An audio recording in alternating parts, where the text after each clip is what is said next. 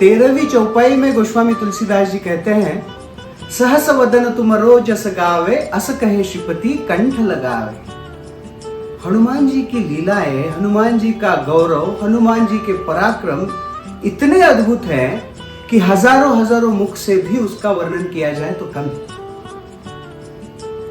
संबसादन जिसका वध केसरी ने किया माता अंजना की सहायता से, उसका एक पुत्र था जिसका नाम था वृक्षासुर। और जब वृक्षासुर को पता चला कि उसके पिता का वध केसरी ने किया है, तब उसने उनसे बदला लेने की ठान ली। वह रुका रहा सही समय आने तक।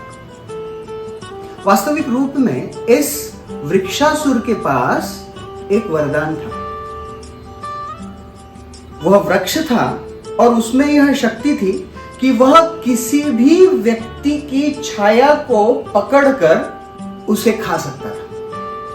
पकड़ने के लिए उसे उस व्यक्ति को या किसी वस्तु को पकड़ने की जरूरत नहीं है, उसकी छाया को पकड़ता और उसे खा सकता था। तो यह वृक्षासुर को जब पता चला कि वानर राज केसरी और माता अंजना को पुत्र हुआ हनुमान के रूप में, तब उसने हनुमान को मारने का षड्यंत्र रचा।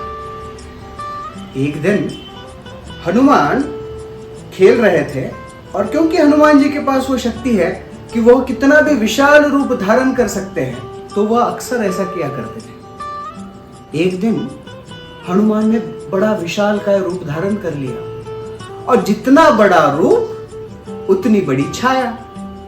तो वह छाया वृक्षासुर के संपर्क में आ गई और वृक्षासुर ने उस छाया को पकड़ लिया। हनुमान की छांव को वृक्षासुर ने पकड़ा और वो अपनी ओर खींच रहा है। जब इस प्रकार से खींचे जा रहे थे हनुमान, तब हनुमान चिल्लाने लगे, अपने पिताजी का आवाहन करने लगे, पिताश्री पिताश्री पिताश्री। तब वानर राज केसरी वहां पर आए और एक बाजू से हनुमान जी को उन्होंने पकड़ के रखा। तो इधर वृक्षराज खींच रहा है, इधर केसरी जी खींच रहे हैं और हनुमान जी का यह दोलायमान स्थिति निर्माण हो गया। अब इस पीड़ाजनक स्थिति में हनुमान जी अपनी बुद्धि को बड़ी तेजी से उपयोग में लाने लगे और उन्होंने सोचा कि शायद ये विशाल आकार के कारण मैं पकड़ा गया हूं। हनुमान ने अपना सूक्ष्म रूप फिर से बना लिया। हनुमान जी छोटे बने, जैसे छोटे बने उनकी छांव छोटी हुई और वृक्षासुर के चंगुल से हनुमान जी छूट गए। अब हनुमान जी वहां से चले गए, केसरी राज को लेकर गए। लेकिन हनुमान विद्यावान है, वो यह निश्चित करना चाहते थे कि मुझे खींच कौन रहा था। तो हनुमान जी वहां पर आए और जैसे ही वो पुनः वृक्ष के पास आए, उनको वो वृक्ष खींचने लगा। हनुमान जी को पता चला कि यही है खींचने वाला। अब शत्रु पता चला है हनुमान जी को और वो कैसे पकड़ता है ये भी पता चला है। फिर हनुमान जी क्या करते, उन्होंने अपना सूक्ष्म रूप धारण किया और बड़ी गति के साथ उसकी ओर जाकर युद्ध करने की कामना की। लेकिन जैसे ही हनुमान वृक्ष के पास पहुंचते, वृक्षासुर उनकी छाया को पकड़ लेता। हनुमान जी सोच रहे इसे कैसे पराजित किया जाए, इसे कैसे पराजित किया जाए। फिर हनुमान ने सोचा कि इसे आकार से पराजित नहीं किया जा सकता, इसे सिर्फ गति से पराजित किया जा सकता है। फिर हनुमान ने एक बड़ा सा पत्थर उठाया और इतनी तेज गति के साथ वो गए कि वृक्षासुर को कुछ समझ में नहीं आया। हनुमान जी ने उस पत्थर को उसके मुंह में डाल दिया। लेकिन ये जो वृक्षासुर था ना, उसका आकार और ये पत्थर, इसका मेल नहीं हुआ। हनुमान जी वहां पर भी पराजित होने की स्थिति में थे। वृक्षासुर ने हनुमान जी को पकड़ा और अभी वह हनुमान जी को खाने वाले हैं। उन्होंने हनुमान जी को पकड़ा, मुंह के पास लिया। इतने में हनुमान जी सिर्फ एक प्लान लेकर नहीं चल रहे थे, उनका दूसरा प्लान भी तैयार था। हनुमान जी की पूंछ लंबी थी। जैसे वो हनुमान जी को खाने का प्रयास करने लगा, हनुमान जी की पूंछ ने उस वृक्षासुर की जड़ को पूरी तरह से दबोच लिया था। जैसे वृक्षासुर हनुमान को खींचता, ये पूंछ उस वृक्ष को खींचती। तो इस तरह से जब उसने अत्यधिक जोर लगाया, वह जड़ से उखड़कर नीचे गिर गया। वृक्षासुर का वहां पर अंत हो गया। वास्तविक रूप में हमें लगता है कि हनुमान ने यह अंत किया वृक्षासुर का, लेकिन वो किया था उनकी पूंछ ने। हनुमान की पूंछ भी बड़ी अद्भुत है। जब वो छोटे थे ना, तो सारे बंदरों की पूंछ वही करती जो वो बंदर चाहता, लेकिन हनुमान की पूंछ वो करती जो हनुमान नहीं चाहते। अगर हनुमान चाहते कि पूंछ बैठ जाए तो पूंछ खड़ी होती, हनुमान चाहते कि पूंछ ऊपर जाए तो वो पूंछ नीचे हो जाती। हनुमान जी सोच रही है मेरी पूंछ का प्रॉब्लम क्या है, तो उन्होंने अपना ये प्रॉब्लम अपने पिताश्री को बताया। तो जब हनुमान जी ने ये बात अपने पिता केशरी को बताई, तब उन्होंने कहा कि बंदरों को उनकी पूंछ के साथ मित्रता करनी चाहिए। तो उस समय से हनुमान अपनी पूंछ को सखा कहते हैं। और क्यों ना हो, वह पूंछ उनकी वास्तविक संगिनी थी। हनुमान जी की पूंछ पार्वती है। जब शिव जी हनुमान के रूप में अवतरित हुए, तब माता पार्वती उनकी पूंछ बनकर आई। तो ऐसे अद्भुत पराक्रम करने वाले हनुमान, इनका यश, इनके पराक्रम का गौरव, इनके यश का गौरव हर कोई गाता है। और साथ ही साथ हजारों हजारों मुखों वाले अनंत शेष भी हनुमान का गुणगान करते हैं। सहस वदन तुमरो जस गाए। हनुमान जी के पराक्रम अनगिनत है। और बचपन में हनुमान जो ऐसे पराक्रम करते ना, किसी राक्षसों को मार देते, उधर लंका में बैठे रावण को चिंता होती। वो सोचता कि अगर इसका बल ऐसे बढ़ता जाएगा तो मेरे जो सत्ता है, मेरा जो अधिपत्य है, उसके लिए एक चुनौती निर्माण हो जाएगी। इसलिए रावण भी अक्सर कुछ राक्षसों को भेजता हनुमान से युद्ध करने के लिए। एक बार रावण ने चक्रासुर नाम के राक्षस को किष्किंधा क्षेत्र में भेज दिया। लेकिन इस समय माता अंजना और केशरी बड़े ही चिंतित रहा करते थे। वो सोचते थे कि इतने राक्षस आकर मेरे पुत्र पर हमला कर रहे हैं, इसलिए उन्होंने हनुमान को अपने घर में नजरकैद कर दिया। जब भी वो बाहर जाते, घर में हनुमान जी को नजरकैद करते और चले जाते। हनुमान जी सोचते कि मैं बाहर क्यों ना जाऊं। तो जब यह चक्रासुर आया, वास्तविक यह चक्रासुर एक चक्रवात था, साइक्लोन था। तो वह जब आया, घूम रहा है और सब तरफ ढूंढ रहा है कि वो बच्चा कहां है जिसके लिए मुझे रावण ने भेजा। तो हनुमान एक दिन माता अंजना और केशरी बाहर जाने के बाद चुपके से निकलकर घर के बाहर आए और देख रहे हैं चक्रासुर कैसा है। और जब उस चक्रासुर ने हनुमान को देखा, तब वो समझ गया यही है हमारा शिकार। तो उसने पास जाकर हनुमान जी को जकड़ लिया। जैसे हनुमान जी को जकड़ लिया, उस चक्रवात में हनुमान जी गोल गोल घूम रहे हैं। और उसकी गति इतनी ज्यादा थी कि हनुमान जी कुछ कर नहीं पाए, पूरी तरह से अटक गए। और वो चक्रवात ऐसे घुमा घुमा कर हनुमान जी का वध करने का प्रयास कर रहा था। अब हनुमान जी समझ गए कि शक्ति से कुछ हो नहीं रहा है। तो उस चक्रवात की गति जितनी ज्यादा थी, चक्रासुर की गति जितनी ज्यादा थी, हनुमान जी अपनी बुद्धि को उससे भी तेज दौड़ाने लगे। और फिर उन्होंने कुछ ऑब्जर्व किया। हमें जीवन में ऐसे करना चाहिए, जब विपदाजनक स्थिति आती है तो थोड़ा सा शांत होकर विचार करना चाहिए, जो हनुमान जी ने किया।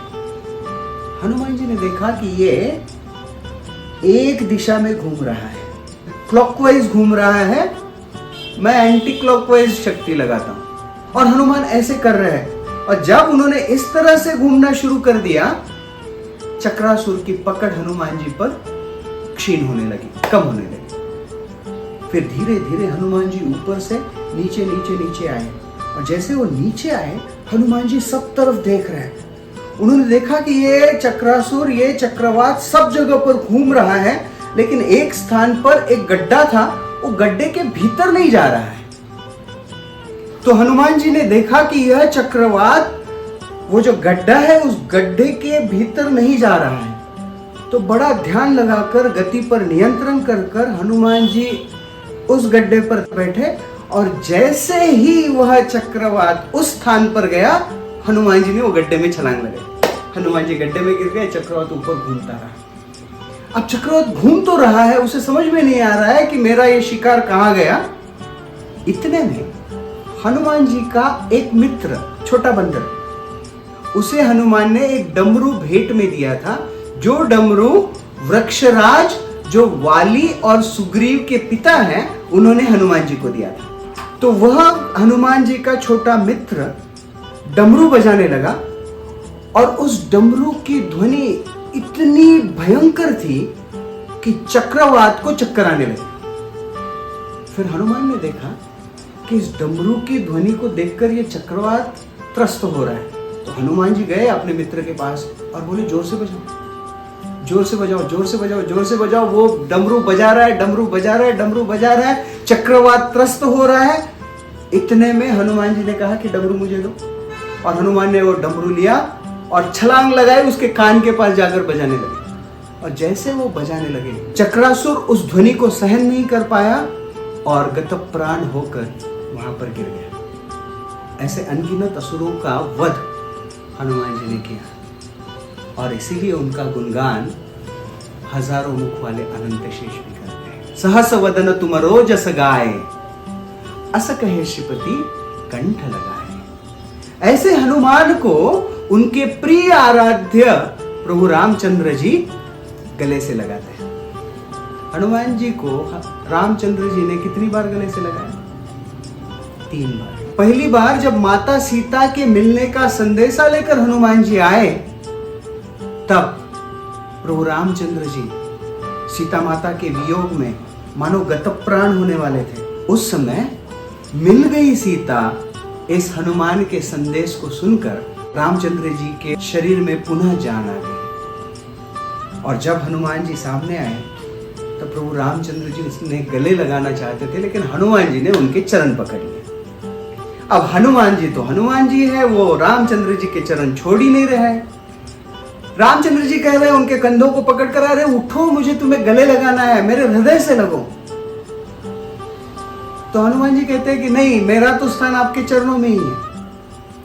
तो रामचंद्र जी कहते हैं कि मेरा हृदय और चरण दोनों अभिन्न है, दोनों में कोई भेद नहीं है, उठो, गले लगो।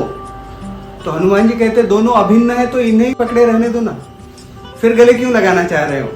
तो बहुत सुंदर वार्तालाप दोनों में होता है। फिर हनुमान जी को उठाकर प्रभु रामचंद्र जी आलिंगन करते हैं।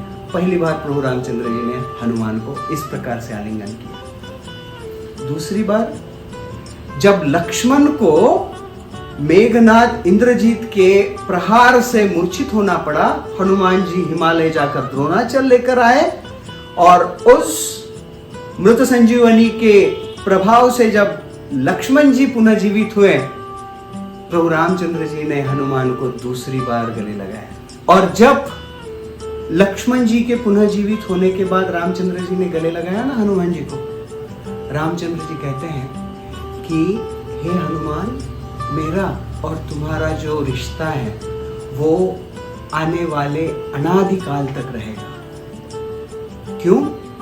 क्योंकि तुम इस बात को मानते हो कि मैं ब्रह्म हूं और तुम ब्रह्मचारी। तो ब्रह्मचारी वो होता है जो निरंतर ब्रह्म की प्राप्ति करने के लिए ब्रह्म की ओर आकर्षित होता है। तो इस तरह से हे हनुमान, तुम्हारा और मेरा रिश्ता हमेशा के लिए इसी प्रकार से रहेगा। तीसरी बार प्रभु रामचंद्र जी हनुमान को गले लगाते हैं राम और रावण के युद्ध के पश्चात। युद्ध समाप्त होता है और जब माता सीता के साथ पुनः रामचंद्र जी की भेंट होती है, तब हनुमान के पराक्रम का गुणगान करते हुए प्रभु रामचंद्र जी हनुमान को गले लगाते हैं। उस समय हनुमान जी कहते हैं कि प्रभु, आपके आलिंगन में जो आनंद है, ऐसा आनंद पूरे त्रिभुवन में कहीं नहीं है। मैं चाहता हूं कि हमेशा के लिए शाश्वत रूप से आपके ही संपर्क में रहूं। तो इस प्रकार से प्रभु रामचंद्र जी हनुमान को आलिंगन करते हैं, अपने कंठ से, अपने हृदय से लगाते हैं। सहस वदन तुम रोजस गाए, अस कहे श्रीपति कंठ लगाए। सियावर रामचंद्र की जय, पवन सुत हनुमान की जय। हरे कृष्ण।